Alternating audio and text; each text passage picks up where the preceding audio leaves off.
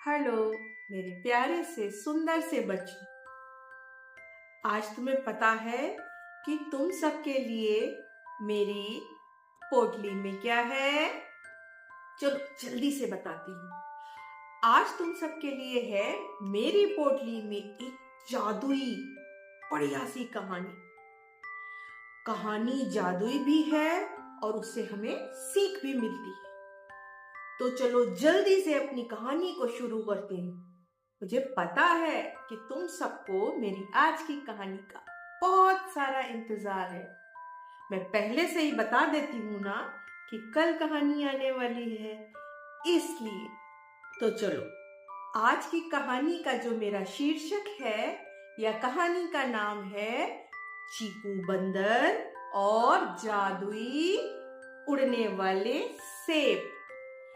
एक बार की बात है, एक जंगल जिसका नाम सुंदरबन था, उसमें एक शरारती सा नन्हा बंदर रहता था। बंदर का नाम था चीकू। जैसा कि तुम सबको पता है कि ज्यादातर बंदर बहुत शरारती होते हैं, जल्दी से कभी यहाँ भागते हैं कभी वहां भागते हैं, कुछ हड़बड़ी भी करते हैं। लेकिन ये बंदर जो था उन सब से अलग था। वो जो था ना कुछ ज्यादा ही शरारती था, किसी की बात नहीं सुनता था। उसके मम्मी पापा उससे जो भी कहते थे उनका कहना नहीं मानता था। खाना देखा तो फट से खा लिया, दौड़ के चला गया, मम्मी पापा के पास सुना ही नहीं उनकी बातें।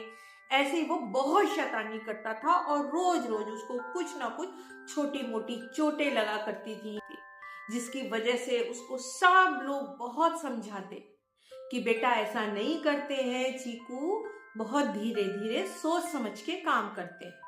लेकिन चीकू तो चीकू था, उसे तो किसी की बात सुननी ही नहीं थी। उसके इस व्यवहार से उसके परिवार वाले बहुत परेशान थे। एक दिन चीकू के मम्मी पापा बड़े उदास से एक पेड़ की डाल पर बैठे थे। तभी वहां उनका एक पुराना मित्र बूढ़ा बुलबुल दादा आया। बुलबुल दादा ने सारी बातें सुनी। बुलबुल जानते हो किसे कहते हैं? बुलबुल एक चिड़िया का नाम होता है, ठीक है। तो बुलबुल दादा ने उनकी सारी समस्याएं सुनी और उसने उनके मम्मी पापा को ये कहा कि ठीक है, मैं देखता हूं कि मैं कुछ कर सकता हूं कि नहीं। ये कह के बुलबुल दादा चले गए। अगले दिन जब चीकू एक पेड़ की डाल पर बैठा हुआ था तो बुलबुल दादा वहां आए और उन्होंने कहा, चीकू भैया क्या कर रहे हो? चीकू बोला, कुछ नहीं बुलबुल दादा, बैठा हूं, बोर हो रहा हूं, कुछ बहुत दिनों से खाने को भी नहीं बढ़िया सा मिला है। तो बुलबुल दादा बोले, चीकू सुनो, एक बात बता रहे हैं, सुनना है ना? चीकू ने कहा, हाँ बुलबुल दादा जल्दी से बताओ। वो तो हड़बड़ा था ना, तो उसने हड़बड़ी में कहा, जल्दी से बताओ। बुलबुल दादा बोले, देखो चीकू, अगर तुम हड़बड़ी करोगे, बिना सोचे समझे बोलोगे तो मैं तुमको कुछ नहीं बताऊंगा। चीकू तो चीकू, उसने कहा, नहीं बुलबुल दादा प्लीज बता दीजिए, मैं बिल्कुल भी हड़बड़ी नहीं करूंगा। बुलबुल दादा बोले, चीकू मैंने सुना है कि पास की पहाड़ी के उस पार एक सेब का पेड़ लगा है और जिस पर की जादुई उड़ने वाले सेब लगे हैं। चीकू बोला, अच्छा बुलबुल दादा ऐसा भी कुछ होता है? बुलबुल दादा बोले, हाँ भाई मैंने तो सुना है, तुम चाहो तो तुम भी देख लेना।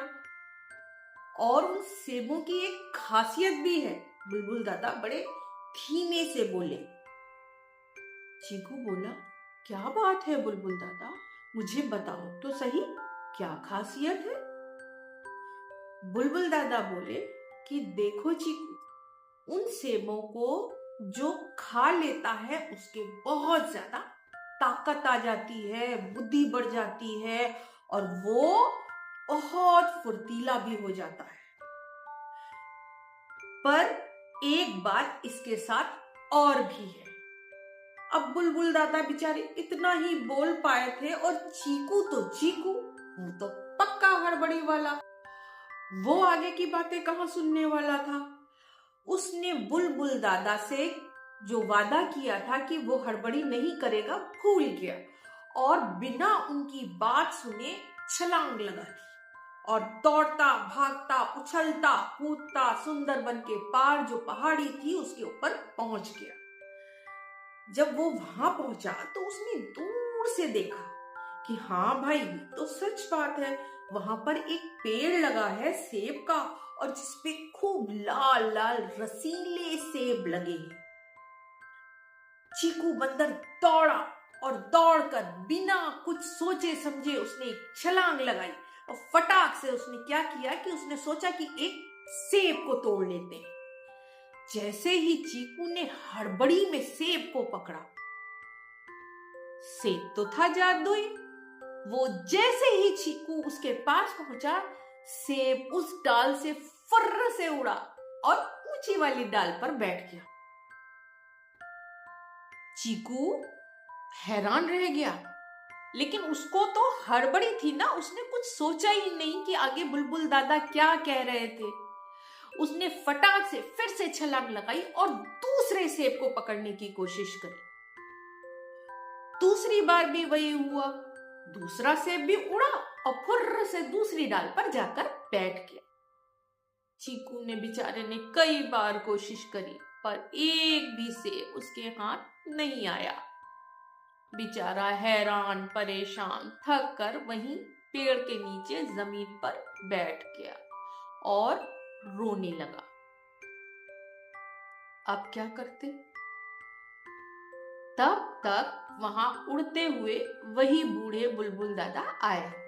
उनको तो चीकू को सबक सिखाना था ना, तो वो लगातार देख रहे थे कि चीकू क्या कर रहा है। चीकू को उदास देखकर बुलबुल दादा उसके पास आकर बड़े प्यार से बैठे और फिर उन्होंने चीकू को कायदे से समझाया। उन्होंने कहा, देखो चीकू, मैंने तुमसे पहले भी कहा था, तुमने मेरी पूरी बात सुनी ही नहीं। मैंने तुमसे कहा था ना कि हड़बड़ी नहीं करनी है और कोई भी काम बिना सोचे समझे नहीं करना है। और तुम मेरी बात को बिना सुने हड़बड़ी में यहां चले आए। तुमने पूरी बात पे ध्यान नहीं दिया, इसलिए तो सेब जादुई है ना, तो ये तुम्हारे हाथ नहीं आए। और अगर ऐसे ही हड़बड़ी करोगे तो एक भी सेब तुम नहीं खा पाओगे। चीकू बोला, बुलबुल दादा, मुझे तो सेब खाने हैं, प्लीज मुझे बताइए ना बुलबुल दादा, मुझे क्या करना होगा इन सेबों को पाने के लिए। बुलबुल दादा बोले, देखो चीकू, बहुत आराम से शांति से बैठ जाओ, आंख बंद करो और खूब लंबी लंबी सांसें गहरी गहरी लो, जिससे कि तुम्हारे मन में शांति आए और तुम कोई हड़बड़ी मत करना।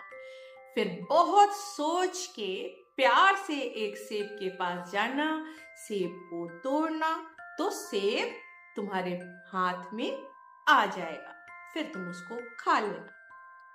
चीकू ने ऐसा ही किया। चीकू पेड़ के नीचे आंख बंद करके बैठ गया और गहरी गहरी सांसें लेने लगा।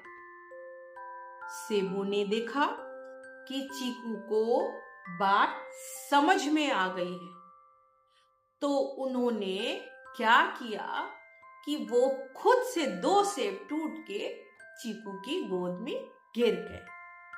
जैसे ही सेब गोद में चीकू की गिरे, चीकू ने आंख खोल दी। उसने देखा, अरे वाह, ये तो सेब अपने आप मेरी गोद में आ गए हैं।